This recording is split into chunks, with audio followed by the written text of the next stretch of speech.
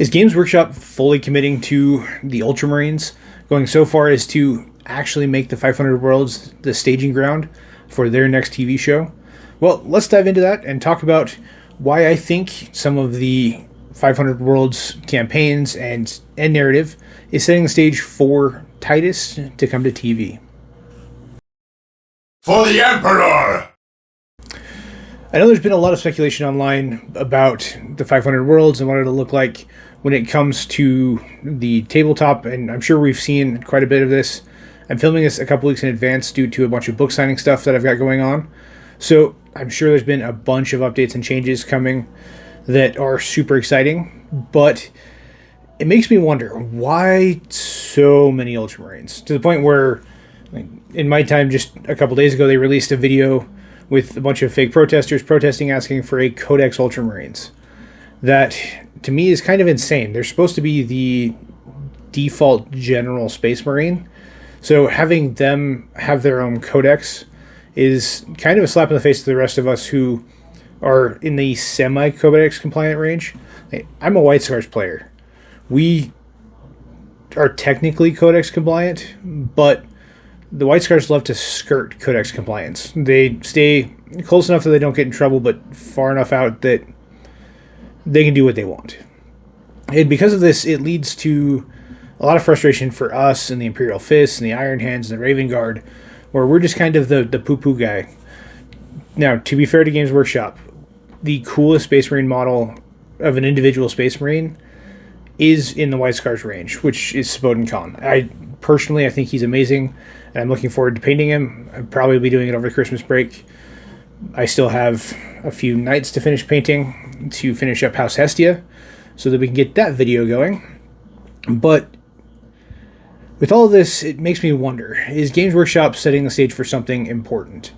Setting up Titus to have a bunch of mortal companions and colleagues, it seems a little suspect.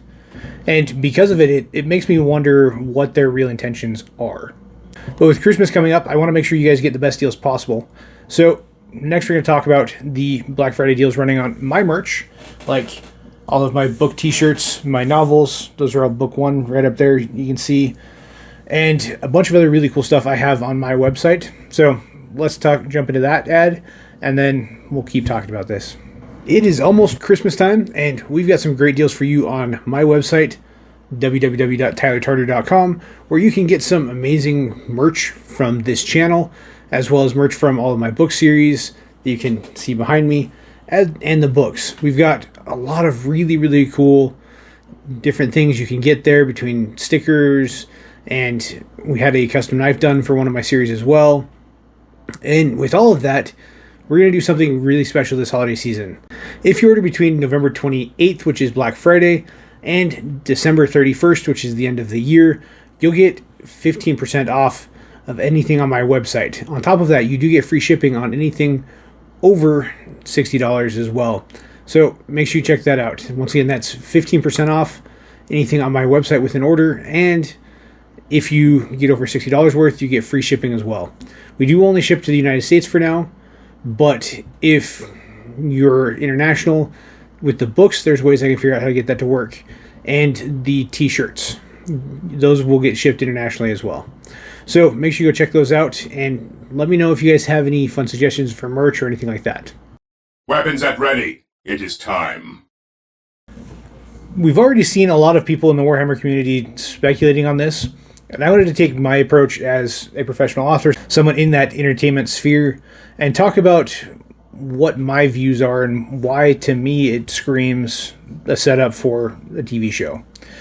Space Marine and Space Marine 2 were a wild success, far more than Games Workshop ever expected.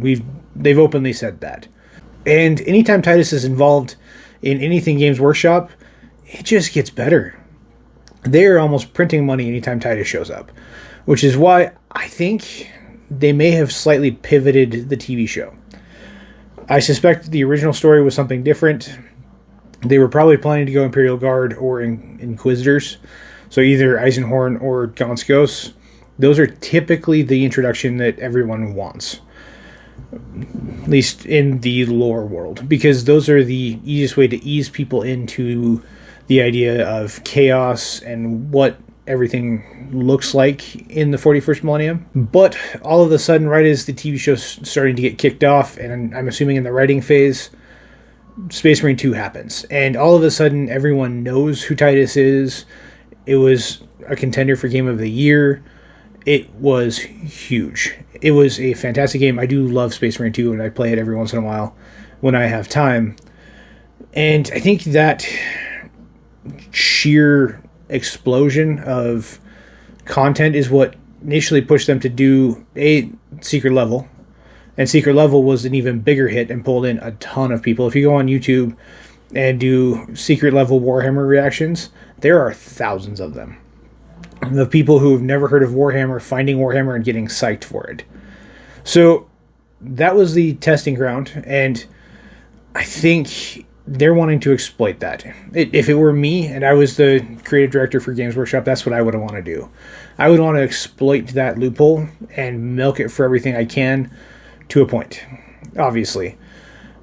If you're looking to open the door into Warhammer 40k as a franchise, Amazon would be insane to not want to do this.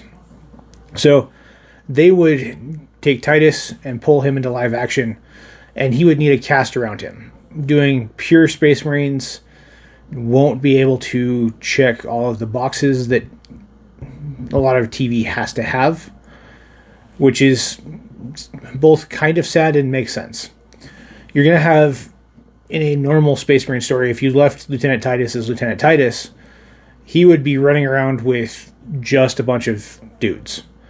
And occasionally you'd pick up a Cadian officer or something like that to add a little bit of diversity, but not so much. But as the Warden of Ultramar, that's entirely different. The Warden of Ultramar is going to be actively working with humanity in general. We've seen this all the way from the Horus Heresy on through, and having him be the Warden of Ultramar gives him a reason to have a cast of characters around him that is very diverse. And because the 500 Worlds are the most diverse collective in the Imperium, it'll be the easiest one to work with, to ease into the storylines. Plus you'll be able to grab from a bunch of different Xenos races and bring them into the fold as well. The 500 Worlds, I'm going to try and pull up a map here to cover my face as I'm talking. But the 500 Worlds brushes up against pretty much every single one of the Imperium's foes. It has Chaos along the Great Rift. It has Votan, who are kind of friends, kind of not. I suspect in the 500 Worlds they're going to be more friend than foe. They have Eldar Drukhari incursions. They have Necron incursions through hundreds of Tomb Worlds. They have a bunch of other smaller Xenos factions that may or may not run into them. The Tau are even right next to the 500 Worlds. So this gives both Games Workshop and Amazon a basically money printing machine. So Consolidating position on the objective. So if you're setting a show in the 500 Worlds, you can run a full thorough narrative, or you can take the Star Trek approach, where you have 2 or 3 episodes focusing on Titus trying to deal with a Necron threat. And he gets pulled out because he's got to go deal with some Tyranids over here. And he gets pulled out again after that's kind of abated to go deal with a Tau threat. And back and forth and back and forth. And it lets you really cover all of the Xenos contacts as well as Chaos contacts and build out a really, really cool story. I have a feeling Season 1 will probably be a very focused narrative. I suspect Necrons, just based on the way they're doing everything. Or Games Workshop's going to embrace the Necrons and run that through the end narrative of 10th edition. And then the TV show will be someone like Tau or Chaos. I don't think it'll be Chaos, just because it won't play well on TV initially. You'll have to ease into it. I would bet Orcs, Tau, or Necrons would be my guess for that first round, to give a bunch of relatable things to everyone. Although Secret Level did do some really cool stuff with Chaos that I really liked, so they may embrace that as well. I would bet they don't do Death Guard or Slaanesh, just due to TV playability for now. They'll probably want to keep it somewhat clean rating-wise. They may eventually ease into that more R territory, but for now, I'd bet that's where they stay. They maybe bring in probably Zeech, because they've already touched on Zeech in Secret Level and things like that.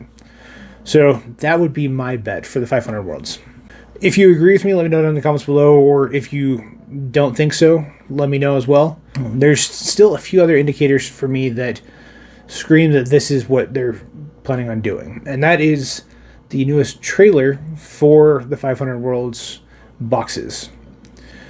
In this, Titus's face has changed a little bit. Not so much that he's unrecognizable, but enough that he looks a lot like Henry Cavill. And this was kind of the final check in the box. It felt that like they were going this way for a while now, but seeing Titus look a little bit more like Henry Cavill in an animated short screams that's who's going to be playing Titus. And it makes complete sense. Don't get me wrong. If I were to cast somebody as a Titus character, it would 100% be Henry Cavill, which makes me, based on some conversations I've seen, wonder if they do go Necrons, will they be pulling in Jared Leto, who's a big Necrons player? And it brings up a lot of that casting that has been discussed a lot to make things even more interesting. Because, to be honest, Jared Leto playing a Necron Lord would be really cool. He actually would be pretty good even just taking out Trazyn. And seeing all of that come to life would be so much fun. On top of that, Games Workshop's move to release these now is the other thing that kind of screams we're going to do this, especially if they keep it in run. If they keep printing these boxes into 11th edition, that would 100% solidify my thoughts.